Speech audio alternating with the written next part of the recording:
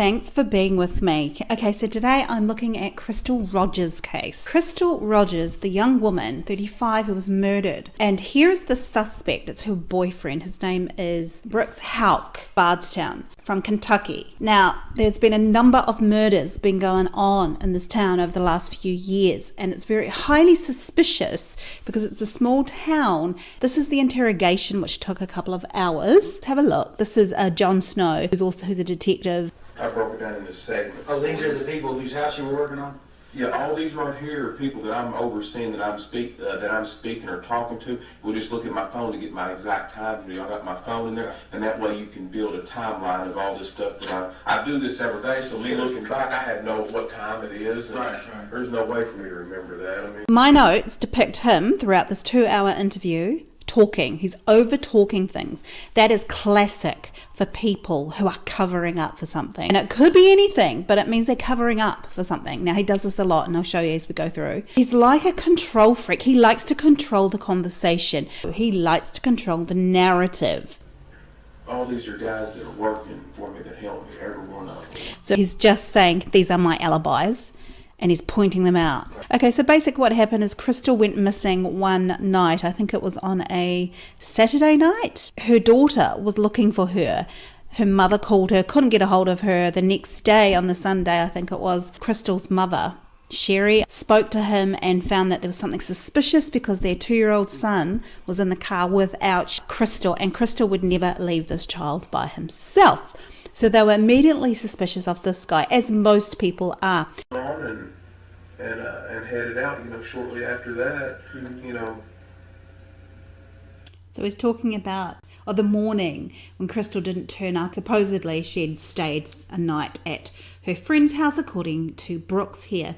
Now, if you notice his fingers are clutching himself, so he's self-soothing. You'll also notice here that his foot sort of goes up and down, up and down, up and down, and that's sort of self-soothing as well. It means he's trying to keep his emotions in check. Do you know who that person was that called you around midnight? Do you remember talking to you on a phone call? Can you just call the number back? I could. I could. Yeah, look at my phone, but I don't remember. So he shifts in his seat. So he's on the back foot, so to speak, with that particular question, which goes nowhere. So you get up between 6 and 7, and where's Eli at when you wake up? He's next to me. He's in the bed with you. Mm-hmm. Okay. Okay, so you can just see that his eyes are blinking quite a bit. So he's under stress. So you get up, does he get up with you? And you'll see his leg is crossed over in such a way that it's actually considered quite an arrogant stance. It's, I'm really confident, or that's his way of saying that I'm the highest status, or I'm confident, I'm not to be messed around with. And so when you wake up, he's there, but Crystal's not. She's not. Okay. And so did you try to call her, or? Yes, I noticed that she wasn't there. I didn't know exactly. So he moved, he shifted. So he's trying to shift the focus away from what he's saying. And notice how his legs moving away from him, although he's moving his upper body towards him in an arrogant manner. I don't know what time I called her yet. Notice his foot going up and down? He's agitated. I called her that morning. I called her in the morning, and his mouth goes up, but his mouth is slammed shut. He's not revealing everything. You call her before you left the house to go to the I don't remember what time I called her. But do you remember where you were at? Were you at home, or were you at the farm? Or you were on the way to the farm? Taking a long time to answer that. I don't recall. I don't know. That's fair enough. So now the detective talks about the fact that Crystal didn't come home to him. We'll watch his body language and how long he takes to explain and filibuster, actually. If I woke up on a Saturday morning and my wife wasn't with me in the bed, as is normal, which might not be normal for you, I don't know, but what you're not aware, what you're missing is a lot of times that her and Brooke, her sister, or Sabrina, a lot of these girls, that they do all these, they go out and do stuff. Sometimes they do these, and this is going to be embarrassing for me to talk to you about, but I'm wanting to get everything cleared up as quickly as I can. They do these. He's actually filibustering, he's over-talking. He's also going to qualify the fact that she didn't turn up. So let's have a look at the part where he cries. But this this is starting to get silly. I don't need an attorney. I haven't asked for an attorney. I don't need none of that. I'm innocent. It is a known fact that a lot of people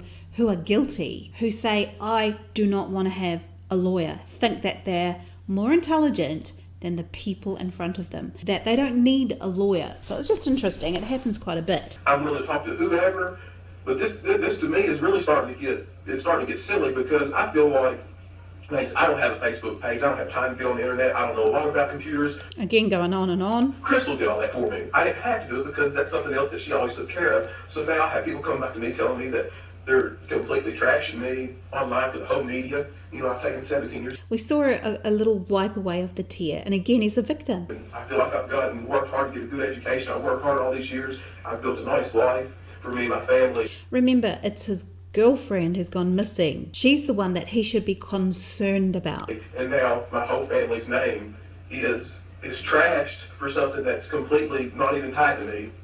That's where I'm at right now. So I'm extremely upset. I've heard over it. I tried to put on a tough he's qualifying himself. shit on the bubble and move forward. It's extremely difficult. He uses extremely a lot, qualifying language, and sniffing not a lot of mucus there. To get up in the morning to push on and look at Eli and know that here I've got a million things going on that I have to get done. And then who's going to suffer? So obviously Crystal did a lot of the bulk of the work, because now he has to do it and pick it up. Poor guy. He is, and it's not right. I'm ready to hire an auctioneer to sell all this stuff so I can be there for him like Chris.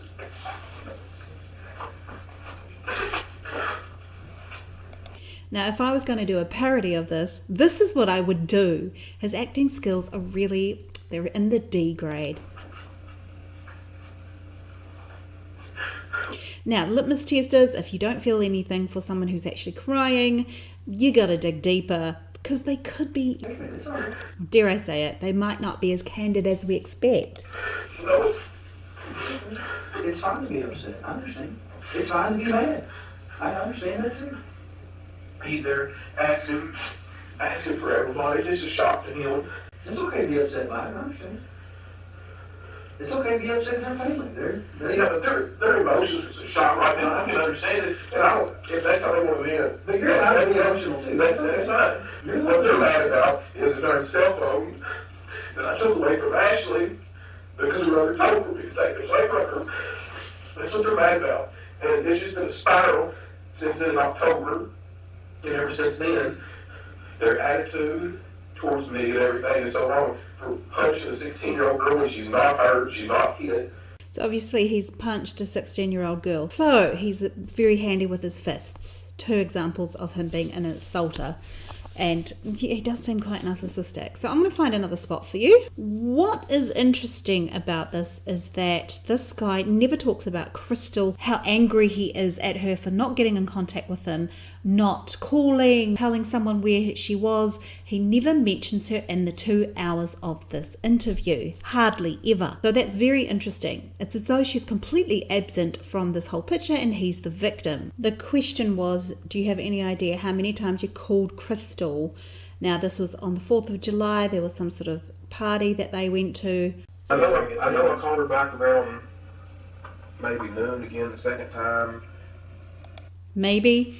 If your loved one has been missing for a day, nothing has come back from her or him, you would know when you called them because it's significant to you. And I don't know what the exact time I called her after that, but I know that sometimes in the past, if I called her and blown her phone up, it made it worse. Justifying himself, deflecting. Sometimes I've just called periodically, and I found that too. She doesn't take as much offense to that. You know, if you're just disrespectful to them, especially if somebody's mad, it just makes it worse. Right. Filling in the blanks. Okay, he's over talking. So that's heaps of red flags in this film, heaps of them. Call him. I wasn't even alarmed. I was for sure the girls were doing this to me on purpose. Again, so he's blaming. He's deflecting and blaming on the daughters of Crystal. Brooke and Sabrina and them. Again, he's the victim. So while you're at the family gathering at Fabian's house, anybody ask you where Crystal was?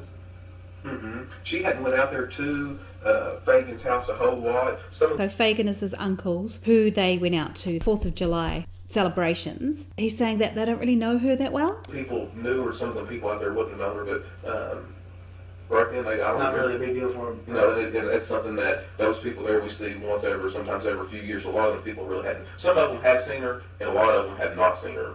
You know, haven't met her. Sure. So no one asked him about her. Like I said, it was a substantial amount of people. You and Eli leave before dark.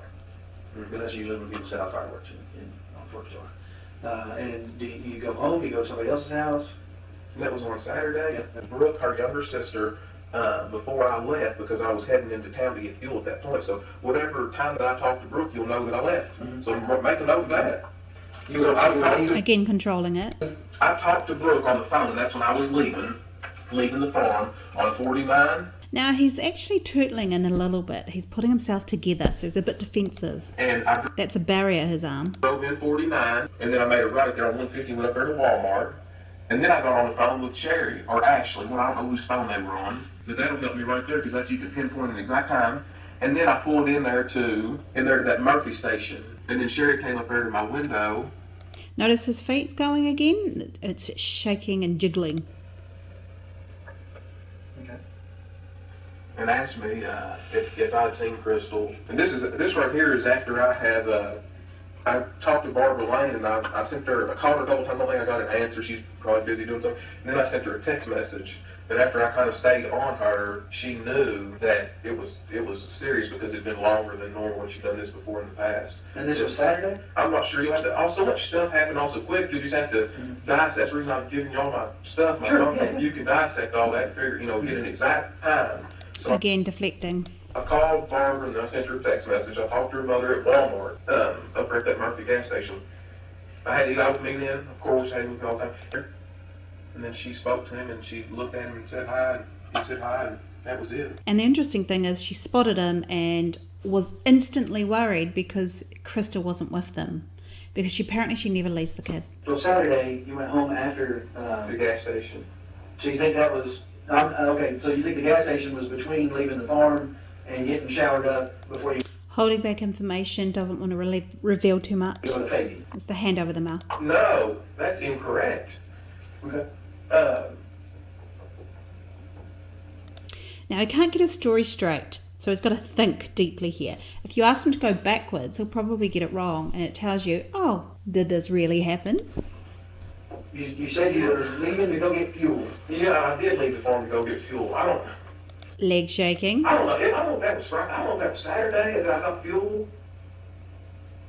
I'm sure I did with my card. I can prove what time that was too. And See, so I talked to maybe Sherry. Saturday? Do you think you talked to Sherry the same day they reported her missing? You said she said something. Yes, she said, the day that, yes. So they reported I her think missing she, on Sunday. then it's still Sunday, I feel like whenever, And then Ashley is the daughter that her mom and dad raised. yes, and I figured out her last name is Johnson. I couldn't tell you that the other night because I was so darn stressed out, but her last name is Johnson, and I do not know her. The kids won't go over there. They just had kind of like a mutual agreement where that's what they did. That's just what they did. I never really struggled with it, Well, okay, so I guess where I go from here. He did do some stealing. He's a dodgy guy. He has not been arrested for the murder of Crystal. They don't have enough evidence, but there's been a lot of investigation. I suggest you check out the good program on Oxygen on YouTube with Crystal Rogers. Stay tuned for your television programs and your news stations for this guy being arrested, because I think that he is the main suspect. So much evidence to point towards him. Don't know about the other murders in Bardstown, but hopefully they solve this case to help hopefully solve other cases as well. Hope you enjoyed this video. I know it's long. Thanks. The dialogue.